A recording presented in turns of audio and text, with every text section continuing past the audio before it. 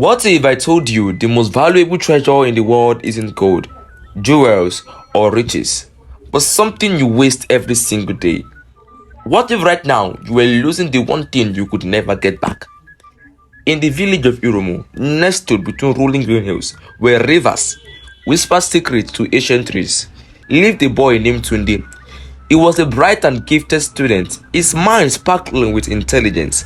Everyone believed he was destined for greatness, his teacher, his friends, and even his proud parents. But Tunde had one fatal flaw: he wasted time. Rather than immersing himself in his study, he spent his days wandering the village with friends, engaging in endless games, and scrolling through his phones late into the night. His parents often warned him, but he always shrugged and said, "There is plenty of time.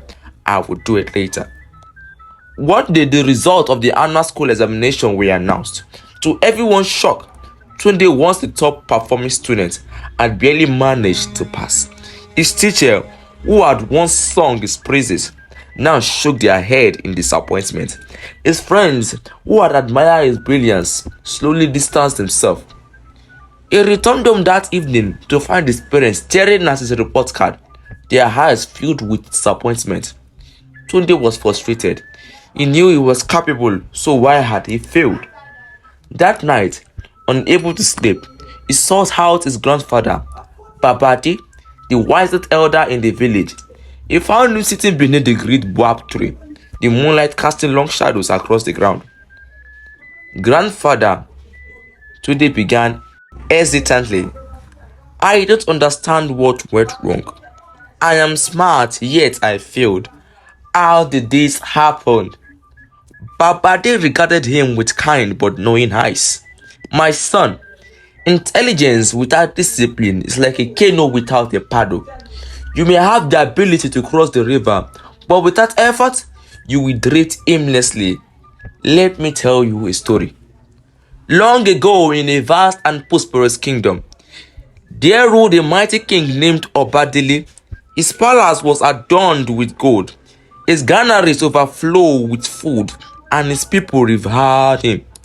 Yet, despite all his wealth and wisdom, King Obadele had one weakness: he wasted time. He would work late in the day, spending hours in frivolous entertainment instead of attending to matters of the state.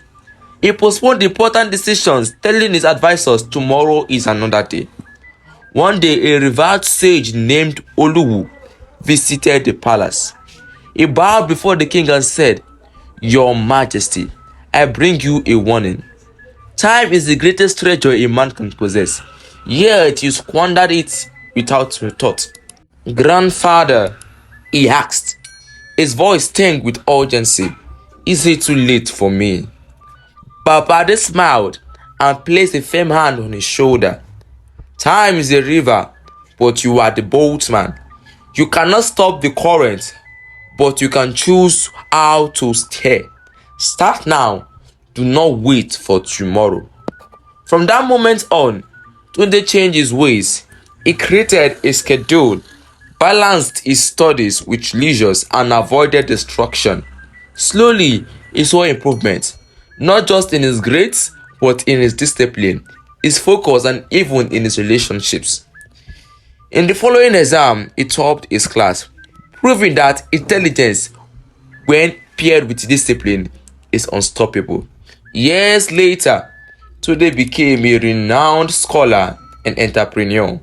People from afar and wide came near to hear his wisdom, and he often shared the story of the king Obadele, ensuring that others learned the value of time before it was too late.